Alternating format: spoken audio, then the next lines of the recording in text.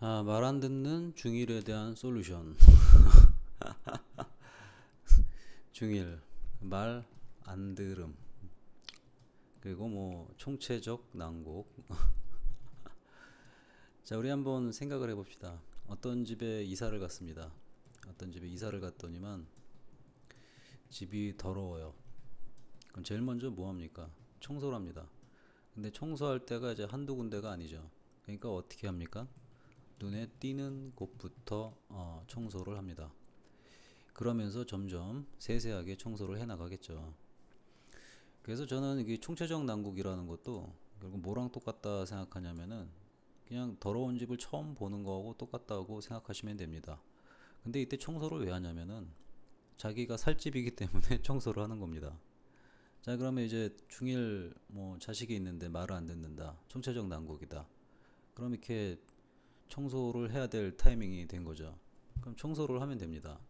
청소를 하는데 눈에 띄는 것부터 말을 안 들으면은 일단 뭐 대답하는 습관, 태도, 이거부터 먼저 약속을 하고 시작하는 게 낫지 않겠어요?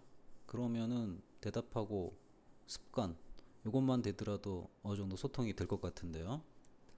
그 다음에 먼저 하셔야 될 게 뭐냐면은 이게 더러운 집 가서 청소를 하려고 그러면 뭘 먼저 해야 돼요? 자기가 빗자루도 사와야 되고 세탁 용제도 먼저 사와야 됩니다. 그러니까 자기가 먼저 준비를 해야 되는 법이죠. 제가 먼저 얘기하고 싶은 것은 엄마가 먼저 준비를 하셔야 됩니다. 엄마 준비는 뭐냐? 그동안에 어머님의 언행을 좀 검토하시고 그 다음에 아이를 대했던 태도도 좀 검토해 보십시오. 여기에서 아이하고 이제 트러블을 발생시켰을 때 반복되는 게 있어요. 반복되는 언어가 있고 반복되는 태도가 있어요. 그거를 지금 이 순간부터 하지 않겠다라고 결심을 하시면 됩니다. 이거가 되게 힘들 겁니다. 어머님 입장에서는 이게 자유롭게 얘기하는 거였잖아요. 그러니까 어머님의 자유의 일부였죠. 그 자유의 일부를 제가 지금 하지 말라고 그러는 겁니다. 왜냐면 아이가 이제 사춘기에 들어갔고 어머님이 그 언행이나 태도 때문에 어떤 미케니즘으로 움직일지 애가 알아요. 그렇기 때문에 말을 안 듣는 겁니다. 그러면 어차피 먹히지도 않는 언행하고 태도인데 그걸 뭐하러 하십니까? 입만 아프고 힘들고 열만 받습니다. 그걸 안 하시면 됩니다. 그러면 이제 마음이 좀 편해지지 않겠어요?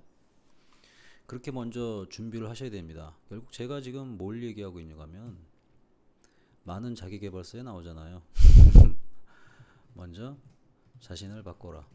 세상에 바꿀 수 있는 유일한 사람이 자기 자신입니다. 자기 자신만 바꾸게 되면 주변이 편안해집니다. 그러면 생각을 해보세요. 어머님이 언행이나 태도를 보였을 때 애가 바뀌었어요, 안 바뀌었어요? 안 바뀌었잖아요. 해봤자 안 바뀐다는 거잖아요. 근데 언행이나 그 반복되는 언행이나 태도를 보이면 애하고 트러블은 계속 발생되죠. 이걸 지금 트러블을 없애는 과정을 제가 가르쳐 드린 거잖아요. 그러면 이 언행하고 태도만 안 하면 트러블이 발생 안 되니까 일단 화목하기로 하잖아요. 한 가지가 성공했잖아요. 그러니까 여기 총체적 난국이라는 것은 어머님께서 아이를 바라본 관점일 수도 있겠지만 아이가 엄마를 바라봤을 때도 똑같이 총체적 난국이에요. 우리 엄마는 왜 이럴까? 밖에 나가면 그 요 나이대 애들이 항상 하는 게 우리 엄마 이상해로 이제 시작을 해서 그 다음에 우리 집 엄마도 엄청 이상해로 끝납니다. 서글프지만 그게 엄마나 아빠가 갖고 있는 한계점이 아니라 이제 운명이죠. 어머님들도 그러셨잖아요. 학교 다닐 때. 그 다음에 이제 이런 얘기하면 어머님들이 좀 천사표를 자청하시는데 저는 이게 이런 걸 솔직히 말씀드릴게요. 위선이라고 생각 굉장히 많이 해요. 위선이에요, 위선. 이게 어떻게 제가 상담하시는 모든 엄마들은 다 천사표였습니다. 그러니까 다 시작하는 말이 자기는 안 그랬는데 뭐 이런 말로 시작해죠. 안 그러기는 뭘 안 그러셨어요. 저도 그랬는데 10대 때는 다 망가지잖아요, 조금씩. 그걸 인정하시면 이게 그렇게 힘드신가요? 그렇게 상담하고 이렇게 얘기할 때는 그런 게 좀 진실해야 돼요. 그러니까 그걸 갖다가 뭐랄까 자기 애하고 당신의 어린 시절을 비교 대조해가지고 내가 더 위였다 뭐 이런 식의 논조가 계속 아이한테 세뇌가 되는 거잖아요. 그럼 그런 얘기가 듣고 싶나요? 굉장히 듣기 싫어요, 우리 인간들은. 우리 인간들은 나이가 어리든지 적든 간에 일단 대화상에서라도 이렇게 평등을 느껴주게 해주는 걸 되게 좋아하거든요. 그래서 이걸 좀 버리세요. 저는 천사표 위장하는 거에 대해서 굉장히 반대하는 사람이에요. 그런 어머님들이 너무 많거든요. 천사표가 밖에 나가면 천사표야. 집에 오면 천사표가 아닌데 그거 좀 이제 언짢아하지 마시고 좀 진실하게 받아줬으면 좋겠습니다. 저도 시간을 내서 이렇게 얘기를 하는 거니까요. 이런 걸 다 지우세요. 솔직해지면 됩니다. 솔직. 그 다음에 이제 학생이 이제 그 사춘기 때 들어가게 되면은 그 어차피 아이가 세 장 안에는 있어요. 고등부 정도 되면은 이제 아이가 세 장밖에 있게 되거든요. 아직까지는 어머님 통제하에 있어요. 그러니까 지금 당장 하실 일은 언행하고 태도부터 반복됐던 거 없애시고 트러블을 지우세요. 그 다음에 아이한테 처음부터 많은 걸 요구하지 말고 간단한 것부터 한 가지씩만 실천하시면 돼요. 그리고 아이는 아직 세 장 밖을 떠나지 않고 엄마 아빠 그늘 아래 있기 때문에 컨트롤을 잘 해주세요. 그 컨트롤하는 게 뭐겠어요? 일단 평등한 관점에서 대화는 하라는 거죠. 대화를 이렇게 평등하게 한다고 해가지고 위아래가 안 나눠지는 게 아니거든요. 그래도 위하고 아래가 나눠지거든요. 이제 그런 관점에서. 그리고 어머님 논조가 좀 중요하죠. 말할 때.